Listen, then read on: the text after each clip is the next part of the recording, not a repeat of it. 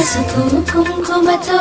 పాలు పన్నీటితో శ్రీగంధపు ధారతో పంచామృతాలతో అంగాంగం తడుపుతూ దోషాలను కడుగుతూ గంగోత్రికి జరుపుతున్న అభ్యంగన స్నానం. అమ్మా గంగమ్మ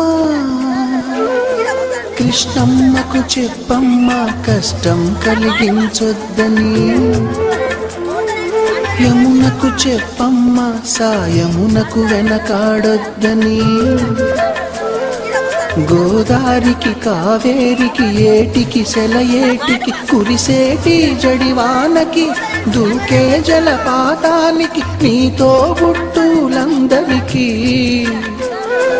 చెప్పమ్మా